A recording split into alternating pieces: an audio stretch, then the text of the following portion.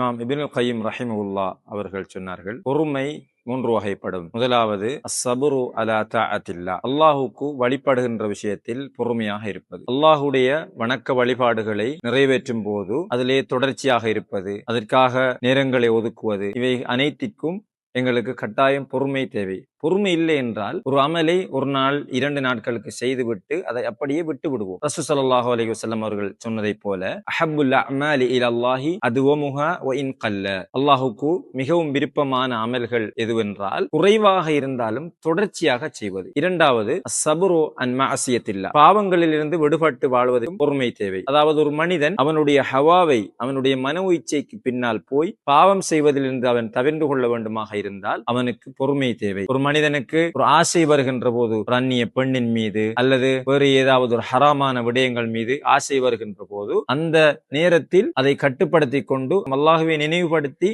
அந்த பாவத்திலிருந்து விடுபட வேண்டுமாக இருந்தால் அவனுக்கு பொறுமை தேவை என்று சொன்னார்கள். மூன்றாவது அஸ்ஸப்ரு அலா அக்தாரில்லாஹில் முஅலிமா, அதாவது அல்லாஹ்வினுடைய கலா கதருடைய விடயத்தில் பொறுமை தேவை. ஏதாவது ஒரு துன்பம் இடம்பெறுகின்ற போது அல்லது ஏற்றுக்கொள்ள முடியாத சில கஷ்டங்கள் வருகின்ற போது, இது அல்லாஹ்வினுடைய ஏற்பாடு, இதில் ஏதாவது ஒரு கைர் இருக்கும் என்று நினைத்து அல்லாஹ்வுடைய நன்மைக்காக அந்த துன்பத்திற்கும் கஷ்டங்களுக்கும் பின்னால் வருகின்ற நன்மையில் ஆசை வைத்து சகிப்புத்தன்மையோடும் பொறுமையோடும் இருப்பதை இந்த மூன்றாவது வகை எங்களுக்கு சொல்லி காட்டுகிறது. எனவே இந்த மூன்று விடயங்களிலும் நாங்கள் பொறுமையாக இருக்க வேண்டும் என்று இப்னுல் கய்யிம் ரஹிமஹுல்லாஹ் அவர்கள் சொல்கிறார்.